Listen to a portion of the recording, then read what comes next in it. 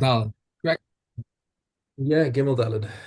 There was an incident that people of Tiberias ran a pipe of cold water through a canal of hot springs. The Chum said to them, if it was done on Shabbos, it's likely hot water that was heated on Shabbos. It is for excuse me, it is forbidden for both bathing and drinking. If it was done on a festival, it is like hot water that was heated on a festival. Namely, it's forbidden for bathing, but permitted for drinking. Malarium that was cleared of its coals, we may drink on it from Sabbath, Shabbos, and Antiki, even if it was cleared, we may not drink from it. A kettle that was removed from the fire, one may not add cold water to heat it up, but he may add to it or into a hot cup to make it lukewarm. A sealed pot or an ordinary pot which was removed from the fire while boiling, one may not add spices to them, but he may add spices into a bowl or into a tureen. Rabbi Yehuda says one may add spices to anything except something containing vinegar or brine. We may not place the utensil under a lamp to catch the dripping oil, but if he places it while it is yet day, it is permissible, and we may not benefit from it since it is not something prepared for Shabbos use. We may move a new lamp and not an old one. Reb Shimon says all lamps may be moved except a lamp burning on Shabbos. And we may place a utensil under a lamp to catch sparks, but one may not place water in it because it extinguishes them. But okay. Okay. B'meh tomnin or b'meh ein tomnin. Sounds similar to b'meh madlikin or b'meh ein madlikin. So it's the same notion, by the way. We have this sort of it's deliberate because back before Rabbi Yehuda and Nasi, people had to memorize Mishnayos. So Right. it's useful to keep the same form so you can remember. Right. Anyway, so Tomlin is insulation. And what's the issue with insulation is that if you're insulating in something that adds heat, now that's not literally putting things on a fire, so it's not actually cooking, but because it's similar to putting things in a fire, they ushered you from insulating things in certain materials because they have a kind of a chemical heat Right. that they add. Okay. So ein tomnin lo begefes v'lo bezevel. So gefes is the waste left over from olives. How do they translate it? Um, um, it says we may not. This is Dalet Aleph, and it says it Yes. may not. What we With what may we insulate hot food and what may we not insulate them? We may not insulate them with neither mark or manure or Mark. salt or Okay, lard. thank you. Mark and manure. So manure apparently has a kind of a chemical heat to it that adds to the cooking. Loba Right. melach and also salt. Basid is lime. Loba chol, Fine. and not with sand. Um, okay, bein lachim, bein yeveshim, and whether it's wet or dry. Okay, loba tevin, not in straw. Loba zagim, that's grape skins. Right. Loba mochim, and not with Locking. flocking. Right. Locking. Right. Now, what is flocking? Flocking. Let's. It says any tufts of unprocessed soft material such as cotton, soft wool, or shreds of worn out clothing. Right. Okay. Or old worn out clothes. So Right. it's called mochin. V'lo ba'asadim, and not with grasses, but bisman shehem lachim, when they are wet, when Right. they're fresh. In other words. Okay. So if they're fresh, then then they're considered to add heat. Tomnin b'ksus of a Paris, but you can um, insulate in clothing, ksus of a Paris, and even with produce. Uh, the Bekanfe Yona with feathers, any kind Yeah. of feathers. It says Pigeon. dove feathers, but that's really any feathers. Right.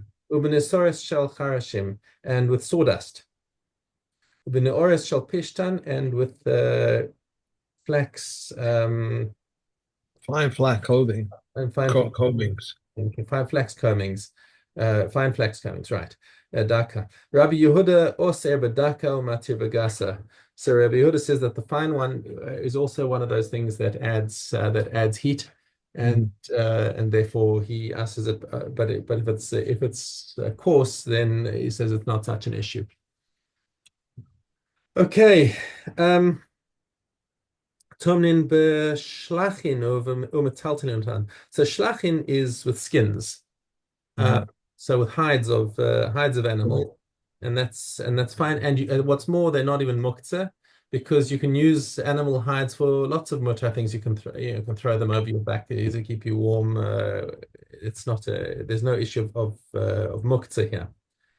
The gizeh tzemer. Okay, gizeh temer, that's shearings from a sheep.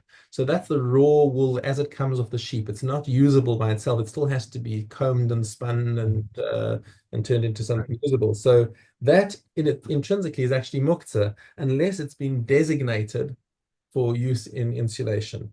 Ein metaltalin osan. So if you happen if you put it inside these shearings, um, the so even though they've been designated for typically they're designated for combing and twisting, um, and therefore they would be muktzah. But this is only so they're only muktzah if you didn't specifically designate them for hatmana, but obviously if you designated them for hatmana, then there's no problem with picking them up because that's a legitimate use. So what we're talking about in our Mishnah is a situation where he didn't specifically designate them, but he saw, oh, there's a box of shearings. Let me use that to insulate my pot. So he puts it inside there, and that's okay, but he just can't move the things. Okay. So how should he? So in such a case, how is he going to get the food out? Not elisa kisoi. He takes off the lid, behin no float. Okay, and let them fall out. So this is called tiltul min atzad. He's not moving them by himself. He's not moving them with his hands. He's just he's just Us. picking up other things, and the things fall out by themselves, and that's okay. Rabbi Elazar ben Azariah Omer Kupa Matel Tzida Benotel. If it's a box, he turns it on its side, and he can take out the food. Uh, Shema Yitol Enu Yachol Lahachzir. So he's concerned that that he's going to take out the pot from the top, and then he's not going to be able to return it because all of the flocking is going to fall back into into the box, and then he's worried that you're going to move the things aside. And the Chachamim disagree with us because they say, listen, we're not going to make a gezerah because of muktzah. Muktzah itself is a gezerah.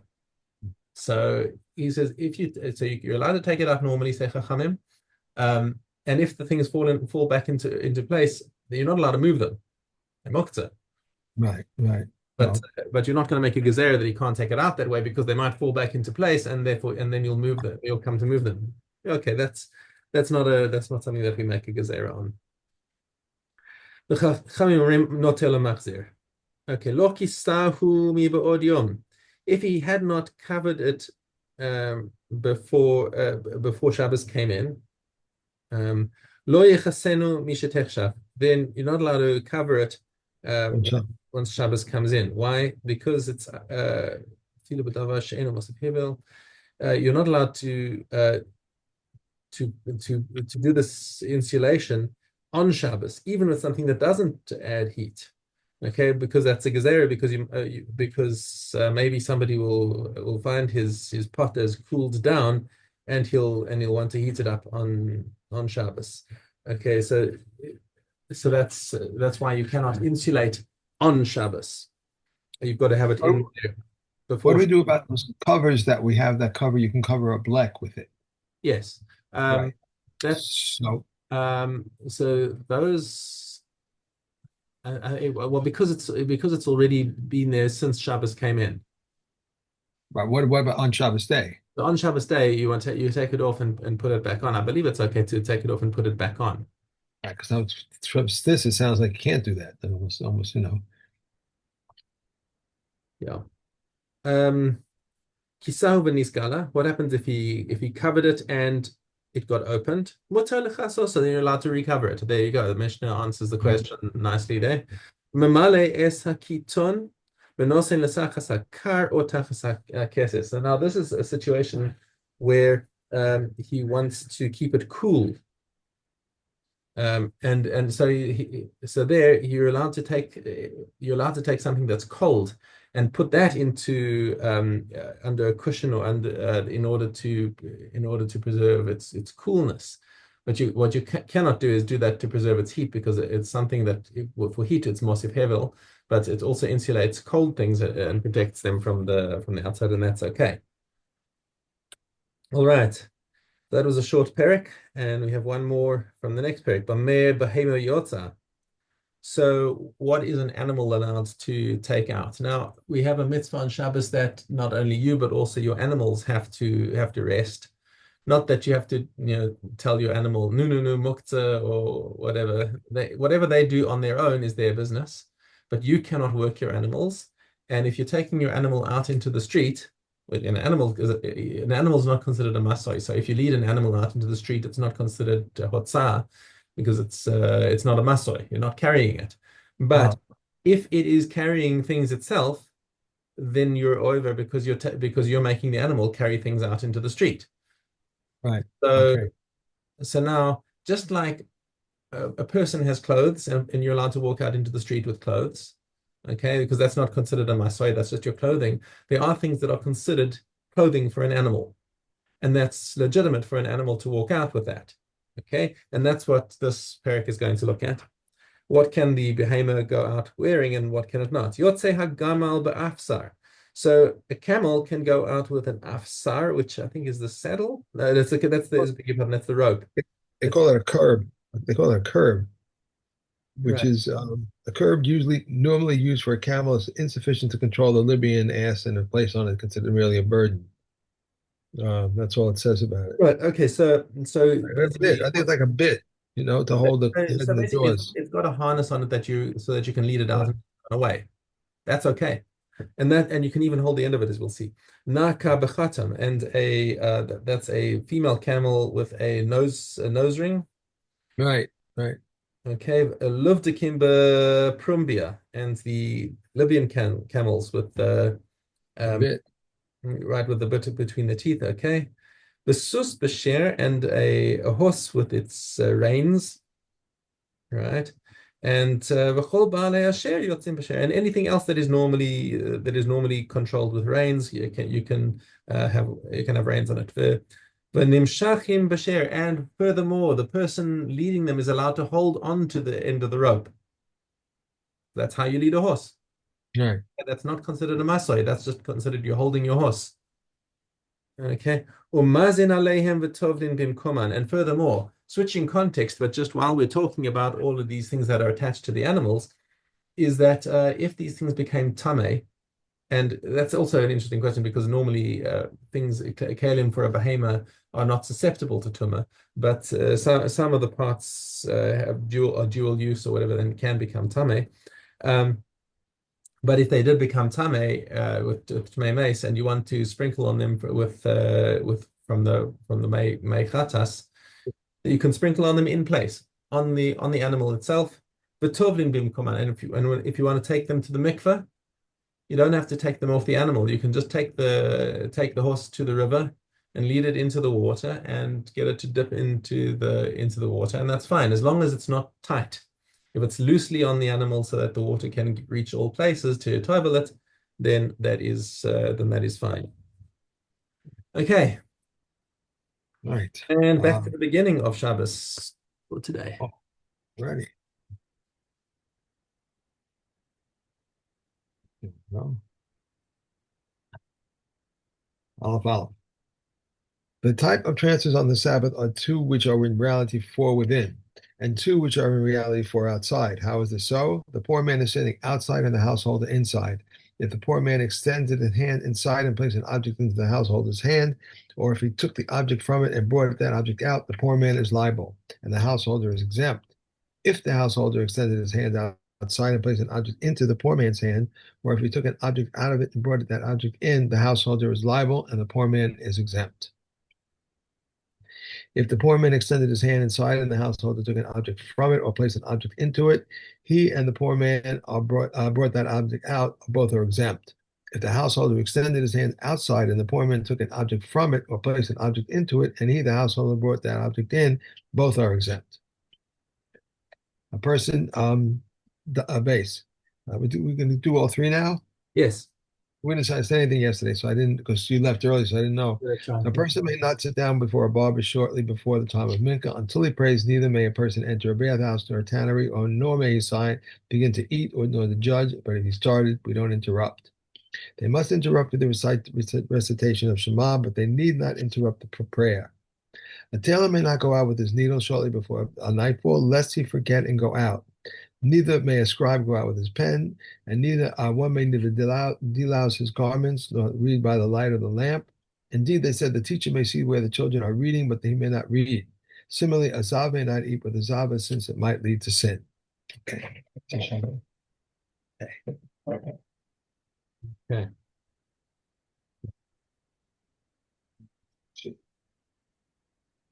We should be in Bikurim. No, we're in Chala. Oh, okay. We finished Bikurim. Yes, that's right. That's right. Just Okay. looking at today. Make sure just kept it here just in case. Chala. Okay. Chala should be Gimel Vav. If one became a proselyte and he had dough, if it was made before he converted, he is exempt. If after he converted, he's liable. If in doubt, he is liable, and one is not liable to add the added fifth. Rabbi Akiva says all proceeds according to when the crust was formed in the oven. If one makes dough from wheat and rice, if he has the taste of cereal, he is liable to challah, and one fulfills his obligation with it on the Pesach. But if he does not have the taste of cereal, he is not liable to challah, and one does not fulfill his obligation with it on Pesach. If one takes leaven out of dough from which challah has not been taken and puts it into dough from which challah has been taken, if he can provide from elsewhere, he takes according to the calculation. But if not, he takes one challah for the whole. Okay. And Shavias. Okay. Hey, base. If one buries luff in the ground in the seventh year, Ray May says he may not be less than two saws and three handbreadths in height and one handbreadth of earth over it. But the comments say it may not be less than four calves and one handbreadth in height and one handbreadth over earth over it, and he must bury it in the ground trodden by people. If luff remained during the seventh year, rebellion and no, it should be Red Yehuda. Rabbi Eliezer says that the poor man gathered its leaves, here they have gathered, but if not, he must make a council with the poor. Rabbi Yossi, Rabbi Shua says that the poor gathered its leaves, and they have gathered, but if not, the poor have no claim on him. Loaf is this, of the 6th year, which remains until the 7th year, is also summer onions and dyer's manna from the choice soil. Beis Shammai says that they may be uprooted with wooden rakes, but the hills say with metal spades. But they agree that the dyer's matter of the sides may be uprooted with metal spades. Okay. All right. Okay. Yud Aleph Tess. The mitzvah of Elav is 3 sprigs in which there are 3 stalks. Rabbi Yehuda says 3 sprigs of 3, 3, 3. And Ezav, that has 3 sprigs, he separates and binds it. If he separated it but did not bind it, or bound it but did not separate it, or neither separated it nor bound it, it's valid. Rabbi Yossi says the mitzvah of Ezav is 3 sprigs in which there are 3 stalks, and its remainders are 2, and its stubs are any amount.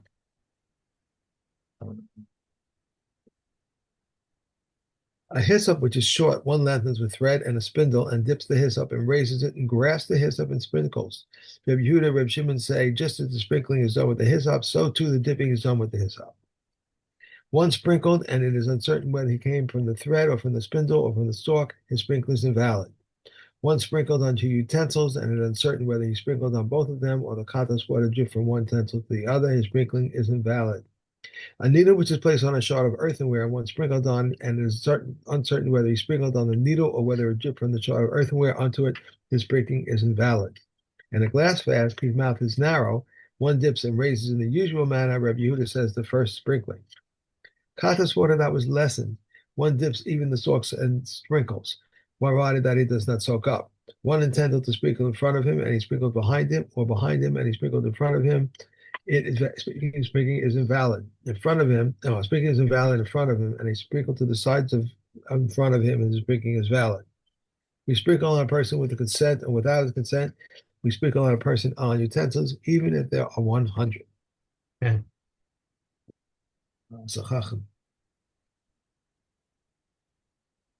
Okay, Yud Beis Vav.